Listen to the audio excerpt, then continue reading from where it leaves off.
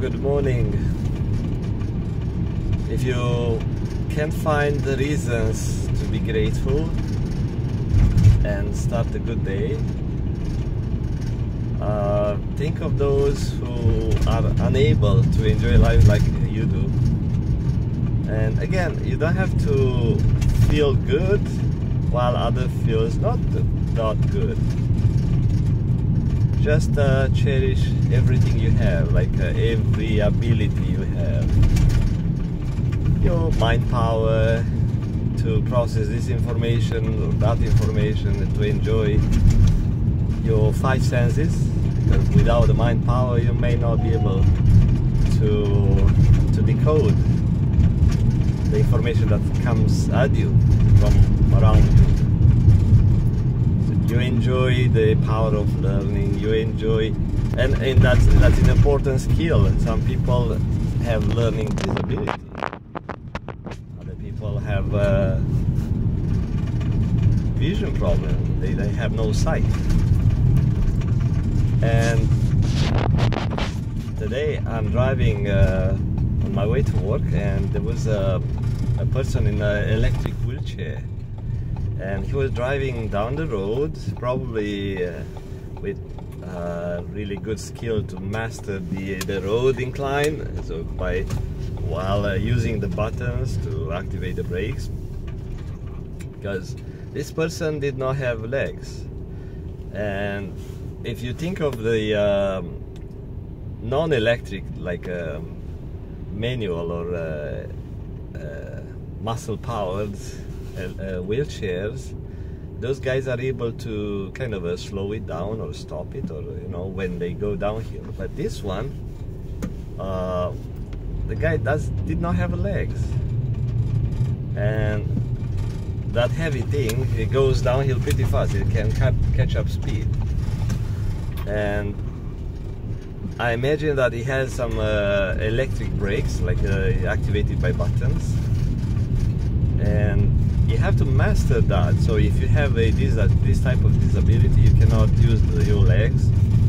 It's not like in a car. I'm driving a car and I use my whole body to control the car. I mean, not the whole body, but I use my hands, I use my brain, my senses.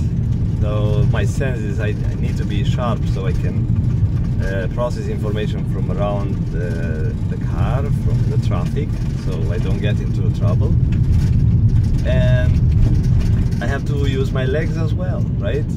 But this person did not have legs. It has two metal tubes, like two stainless steel tubes, looking like a shiny, that ended into two plates. So each leg had one plate at the end.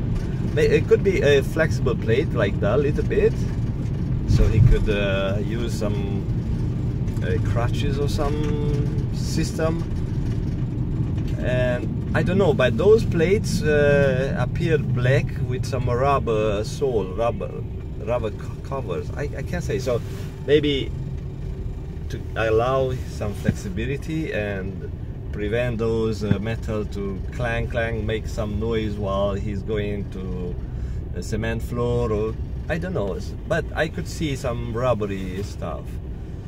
And I thought, this is a really complicated life, because let's say if I drive my car or any car, I execute an automatic program.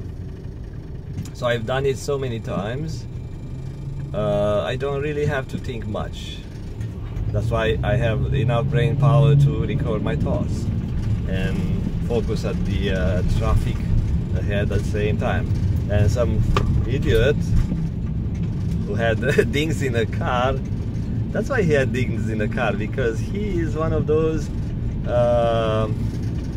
and I don't want to sound racist, but he was one of those Arab looking guy with a lot of testosterone. Like I could see him like going like that, looking, and I saw his car full of dings, and he was trying to cut me off from the ride, but someone else in front of him stopped. So he had enough brain power but maybe not enough to keep him out of trouble. But he had enough brain power to control his body, so he could control that car and prevent him injuring himself and others.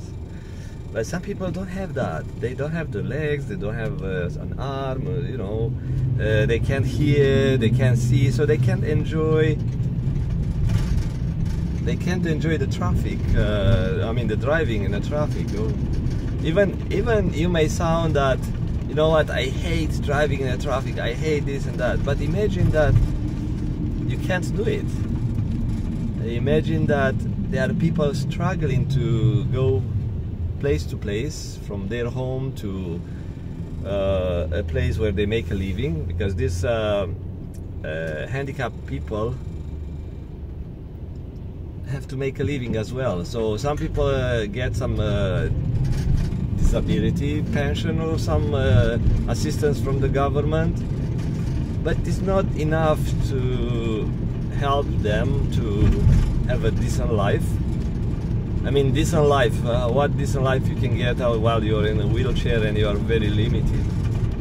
But still, you may want to go to see friends, you may have to go shopping or something if you're by yourself, because these people are not like an average person who say, you know what, yeah, I'm looking good, I have a good looking body, and I have an able body, and I can go out and I can find someone as a soulmate, as a mate, as a one-night stand or whatever, you know. Those people have a better chance. But the unable people, the physically unable people, you know, imagine how many of the able ones want to stick around an unable person. Of course there are cases like that, because of the physically unable person has a beautiful mind. And there are people who are attracted to beautiful minds. They say, you know what, forget about sex, forget about this one, I'll do stuff for this person because I love her mind or his mind. And they have compassion, or they have love, unconditional love or something, and they are such a relationship. But most of these physically unable people, generally they connect with similar people. So you will see someone who have no legs marrying someone who have no arm, or someone who is, and that's a really challenging marriage. Is a really challenging, because it's demanding. People have to do more tasks with less resources, or you have less resources in your body helping you to achieve what other people achieve very easily. And now if those people are on their way to self-destruction because of their handicap, because of their self-thoughts, because of the other reasons, the psychological reasons that come from being a handicapped person sometimes, then those connections, those marriages won't last. So it's a really difficult life to be into a wheelchair or to be disabled. So I saw these guys and I thought, I imagine that I'm in that wheelchair and I'm having a hard time to drive this thing, especially when it's snow outside, when it's rainy or whatever adverse conditions, and you have to drive the wheelchair to your destination. And every action you take, which for us is automatic, and you have a power of your body to use your body to assist you to go wherever your mind wants to go. These people have hard time. They have to think, okay, I'm using brakes now it's different, it's rainy, now I have to go to a new place, how to learn this new building, how to learn to use this area, how to learn to manage with people staring at me, because that's a big of a problem. It's like there are lots of bullies, and why people would do that, why people would bully even the kids. Kids are very big bullies because they are uneducated, and the adults, the bully ones, they refrain from being bullies with the handicapped people, because the society will put the bully down. They will say, you know what, that's not, you're stupid, it's not nice, don't do that. So otherwise the bullies are bullies, they would put those guys appearing like a weak and helpless and like a potential victim. They would put them down, they would make fun of them, they would do whatever a bully does. But the society, like I said, keep the bullies in leash, and it depends of who is around. Some people still do that, but kids in here in United States, or in Canada, they are pampered and protected by their parents and the law. And since nobody stops those little bullies, those little kids, bully kids, from being what they are, like pieces of crap and jerks and whatever, they would bully a handicapped person. And now imagine that a child go to school